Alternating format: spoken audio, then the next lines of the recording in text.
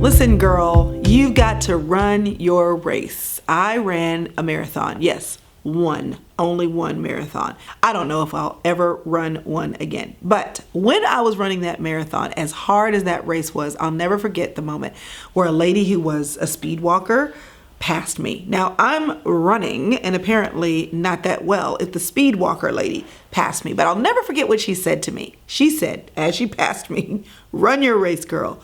Run your race."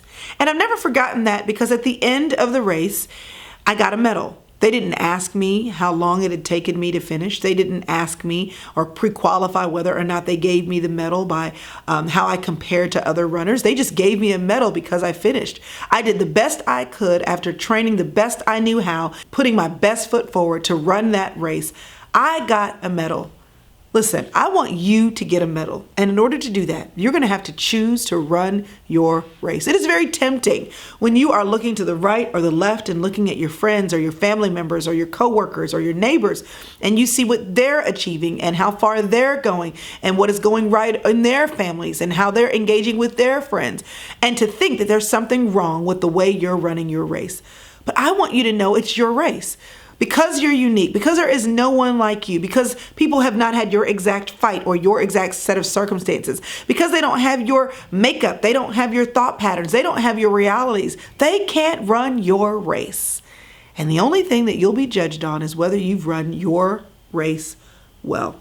I want to read the scripture to you. It says in 1 Corinthians 9:24, "Do you not know that those who run in a race all run, but only one receives the prize?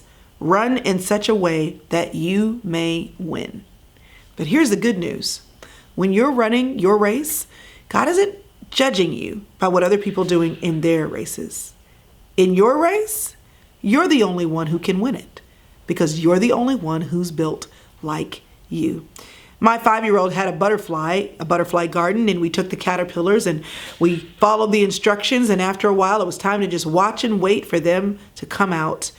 And I'll never forget that watching them come out, you could see the struggle. You could see the struggle and you wanted to help. But here's the problem, and you may know this with helping a butterfly to come out of their cocoon. If you don't allow the struggle, they won't be able to stay alive. It's the struggle of the race. It's the struggle of the journey. It's the struggle of moving forward, one squeeze, push, or step at a time, that actually gives you what you need to get a well done, to have a beautiful life. Are you in the middle of a struggle?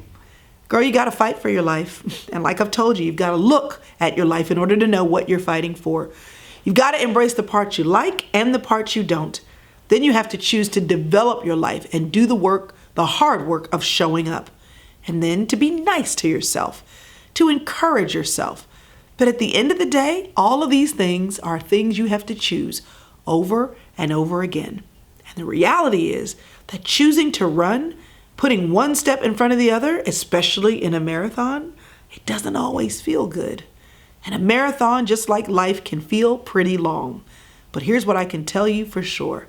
If you will show up and put one step in front of the other, over and over and over again, choosing to show up for the race of your life, only the race that you're running, that only you can win, because you want to get a well done from the God who created you, you're going to have to choose over and over again to do the thing.